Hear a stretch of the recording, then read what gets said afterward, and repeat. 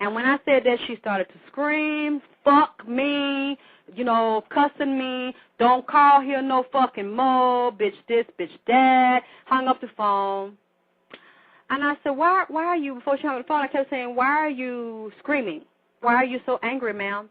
Why are you so angry at me? Because I know that you're really not angry at me. Because I didn't do anything wrong. Your daughter reached out, tried to help her. Now I am bringing up what your role is because I'm a mother too. And I'm trying to teach your daughter what your role is so she'll check you because you need to be checked, bitch. Because you are out of order. And she's like, well, why? How am I out of order? That's her father. What's wrong with me letting her go with her father? I said, ma'am, didn't your husband or her father leave you and your daughter before? Didn't he leave you hanging and walk out on you? I said, so that should already tells me something about the character of this man. And you couldn't see that? You're saying just because that's her father, you were supposed to let her go? That's the only prerequisite you needed for him when he already, you know what, I don't want to hear this. Fuck you. Hang up the phone. So she's like, don't you ever call my daughter again. Of course, you know me. Read out. I call back. I said, ma'am, I just really want to talk to you. Fuck you. Slam. Well, you know, read out. Call back again because I really want to. I'm trying to talk to this woman, and I want to talk to the daughter. I want to be clear that the daughter tell me she doesn't want to talk to me anymore. It's fine, but I just want to hear it from her because I had a feeling it wasn't her because the daughter was crying too bad. And she was trying to talk to me. She was trying to listen. She was trying to do what I was telling her to do. The mother jumps in, you know, telling basically, you're not going to do anything she tells you to do. You're not going to talk to her. It's not my fault. I'm not wrong. Fuck her. Tell her. She's screaming. And see, when I called back, I kept calling back, called back like 3 times. She did not get on the phone. I could hear the mother in the background. Fuck you. Fuck you. That's how it sounded, like her voice was off. Like, and I'm just like, why don't you just get on the phone and talk to me? You know, I won't call anymore. I just want you to talk to me because I'm concerned about this little girl. And I could tell that the mother was really not angry at me. I feel like she was angry with me, but deep inside she really wasn't angry with me. I think she was embarrassed and defenseless because I know her business. I know her little girl was raped by a family member, and I know that she wasn't around for 7 years saying that although the daughter lived in her house, she didn't know the daughter was being molested by a family member. And she didn't do anything about it, and she didn't stop it from happening. So I felt like she was going, and I think she didn't want to face, because she never told the daughter that she felt sorry and that she was responsible and she should have had her back. She was telling the daughter it wasn't her fault, and the daughter was saying, Mommy, it's not your fault. It's all Daddy. And that tells me the woman's womb is dead, it's wounded, it's fractured, she's out of order.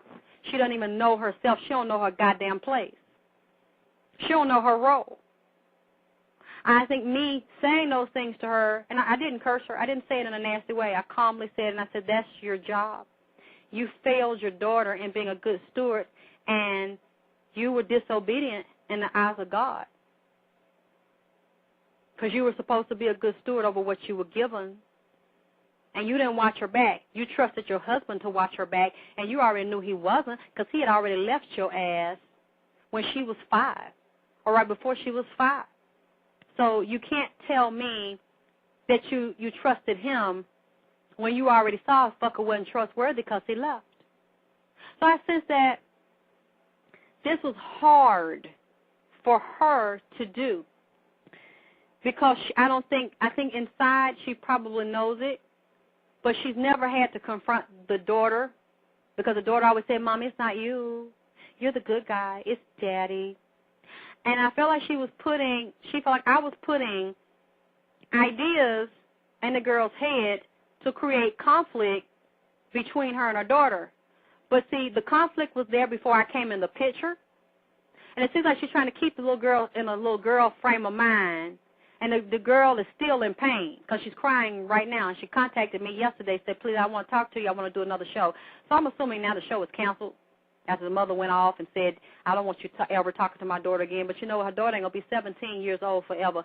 And one day that daughter mind going to click about what I said. She's going to contact me again Because, see, this shit happened to me before. That's why I feel, sometimes a little bit shaky about this, because young girls will contact me and ask me to help them, and they want to talk to me. And then I don't know if they feel guilty or they tell their mother that they're talking to me, and then the mother listens to me or probably listens to a video, and they see that I have a heavy influence on the child, and that maybe some things I say can kind of turn the child's mind back in 360 degrees, where the child start thinking for themselves and start looking at the shit from a goddamn panoramic angle, because that's all I was trying to get the little girl to do. I said, you're just blaming your dad. I said, baby, to heal, I want you to look at everybody's role in this shit. I even want you to look at the one that molested you and how he had the opportunity to do it. I want you to step by step right out of everybody's role. I want you to interview your mama. And it's like that made the mother uncomfortable. And another girl, I had to deal with that same shit a couple of months ago. Her mom was abusing her. She was calling me. She told me about it.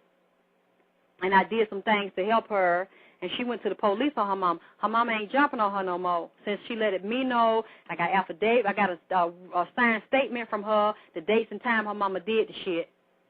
They in Ohio, but I got this documentation down here in Atlanta. In case something happened to that girl, I'm going to turn it over to the police.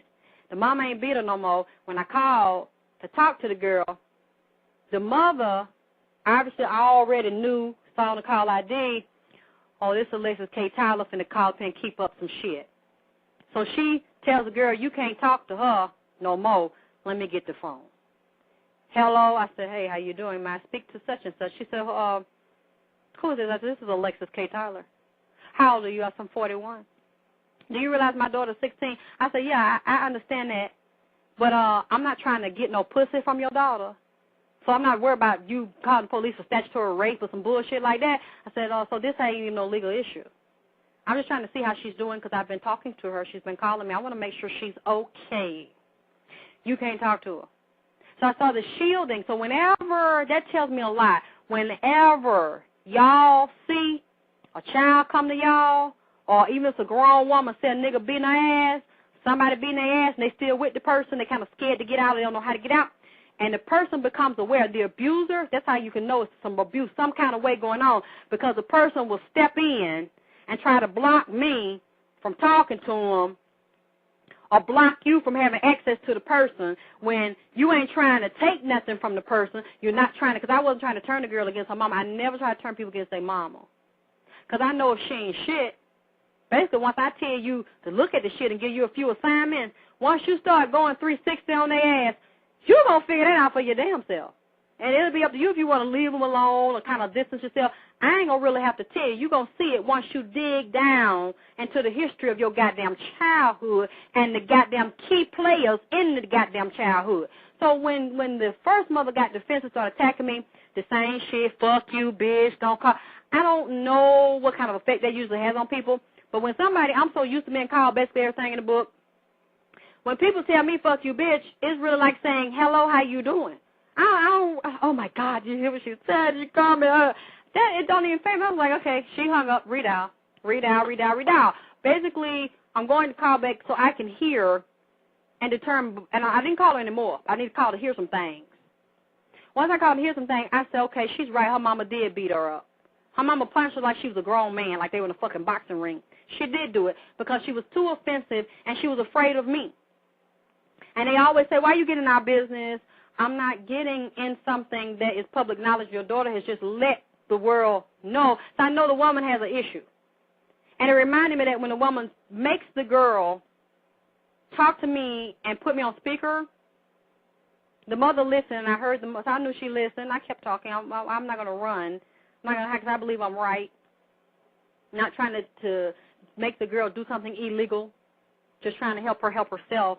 She jumps in, and the way she started attacking me and saying, this is your fault, you're a troublemaker, you're a shit starter, you made my daughter upset. See, I already know you're on the defensive, and you're angry with me because I am now your mirror. And I'm putting a mirror right on you, and I'm telling the little girl, put a mirror on your mom. Because when you have this talk with your mother and ask her about the 7 years that she sent you over there and you find out what she was doing, what her day was like, why she never called, why she never came back, she knew where you were, that's going to force the mother to look at herself, and the daughter is going to start seeing a